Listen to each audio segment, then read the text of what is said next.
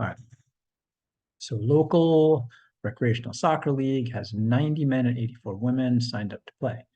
The organizers need to make sure that everyone is on a team. The teams are the same size. Each team has the same number of males and the same number of females.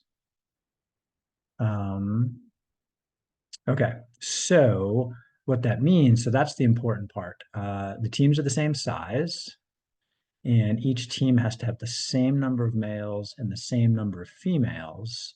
So if there were 6 males on one team, there would have to be 6 females on that team also. Every team would have to have 6 males and 6 females, for example. So what we need to do is we need to find a number that divides 90 and 84 to make that happen.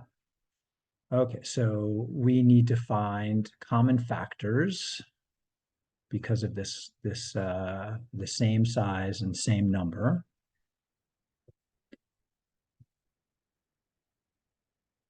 And is it necessarily the greatest common factor?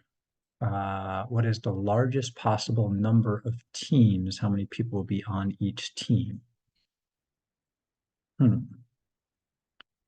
Largest possible number of teams. So that, oh yeah, so we have to have as many. All right, let me read this again. I think I might be misunderstanding something here. The organizers need to make sure that the teams are the same size. Okay, definitely get the same size part. Each team has the same number of males and each team has the same number of females. Okay, it doesn't say the males and the females have to be the same.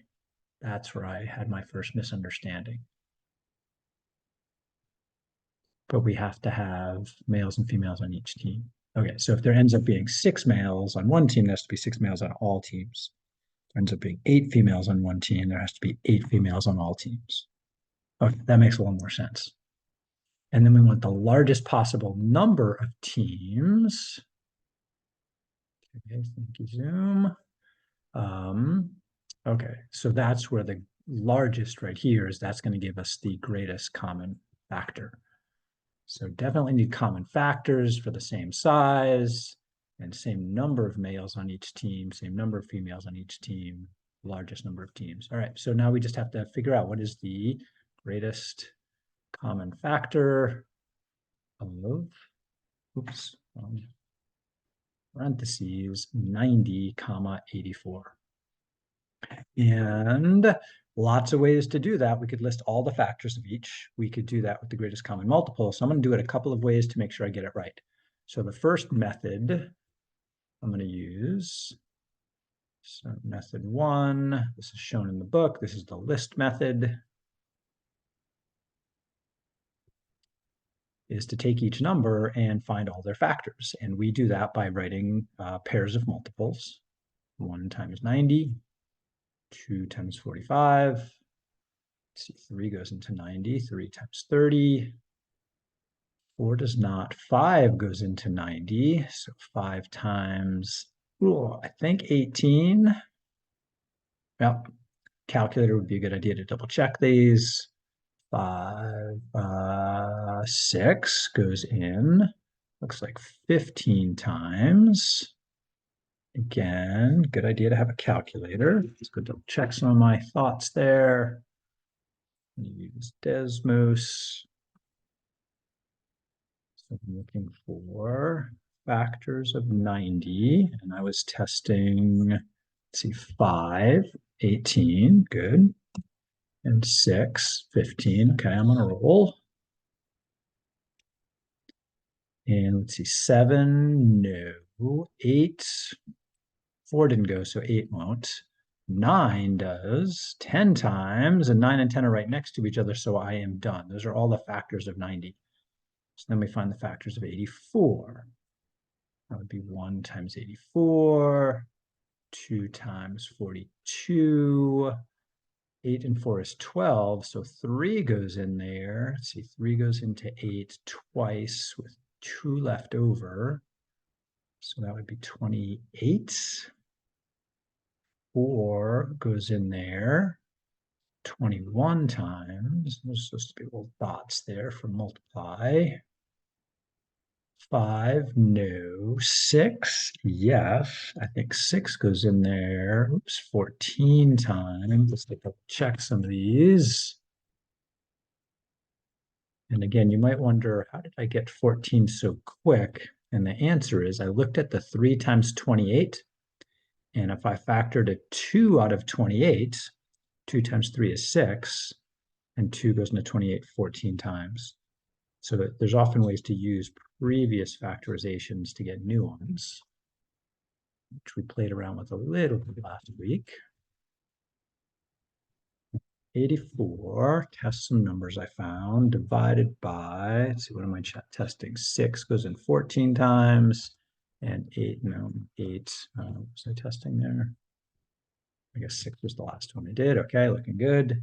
7, yes, 7 goes into 84 12 times. Remember that from a multiplication memorization. 8, no. 9, no. Because 8 and 4 add up to 12. 9 doesn't go into 12. 10, no. 11, no. Okay, so I'm done. Those are all the ones there.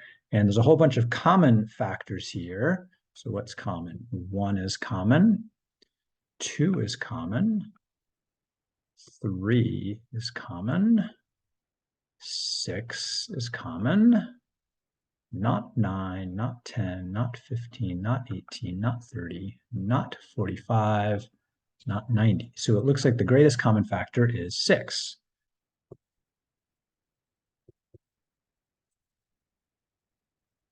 All right. I'm going to use a different method to confirm the greatest common factor, and then I'm going to figure out how we use it to answer these questions. So let's box this off. Method 2. I did one example of this at the end of class last time. And method 2 is to do the prime factorization. Here we go. So factoring 90 with a tree, 2 goes into 90, 45. And 2 doesn't go into 45, but 3 goes into 45, 15. 3 goes in again, 5 times, and all the numbers at the ends are prime now, so I'm done with 90. And then 84. 2 goes into 84, leaving 42, still even, so 2 goes into 42, 21. 2 doesn't go in, but 3 does 7 times. So there's that prime factorization. So now we know, it's right underneath here, that 90 equals 2 times 3 squared times 5. And 84 is equal to 2 squared. Ooh, it's not a very good square. A little better. Times 3 times 7. And we are looking for, again, the greatest, largest common factor. So what's common to these guys? Well, they have a 2 in common. So for the greatest common factor, now this 90 has 1, 2, 84 has 2, so at most they have 1, 2 in common. So I'm just going to highlight, they have that in common. And they have a 3 in common, so let's highlight the single 3 there. They don't have a 5 in common, they don't have a 7. And I mentioned last class, and this is mentioned in the book too, that the prime factorization method, what we end up doing is we select the smallest power of the common primes. So method 2, smallest power of common primes. 2 times 3 is 6. So we've 2 different ways we've confirmed 6 is the greatest common factor. A little later, I'll show 2 other ways to find the greatest common factor. All right, so what does that tell us? So again, what's important for answering questions A and B is that 90 is equal to 6 times 15, 90, there we go. And 84 is equal to 6 times 14. That 6 being the greatest factor they have in common is going to have to be the largest number of teams we can have. So this tells me that we can have 6 teams.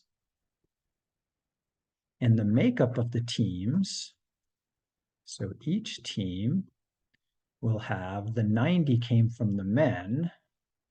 So each team is going to have 15 men, right? Because we can take 90 and split it into 6 groups of 15. And we can take 84 and split it into 6 groups of 14. So that means there must be 14 women on each team. Okay. And you might ask, is there always going to be a solution to a problem like this? Well, the worst case scenario with 2 numbers is 1 is the greatest common factor, which would kind of suck for soccer teams because that means we would have 1 team with 90 men and 84 women. So I guess that's not really a solution. When 2 numbers have a common factor at most of 1, their greatest common factor is 1, they're said to be relatively prime to each other. They have really no significant common divisors. So what do we get here? Largest number of teams for this scenario is 6, and the number of people on each team is going to be 15 plus 14, so they're going to be 29 people on each team.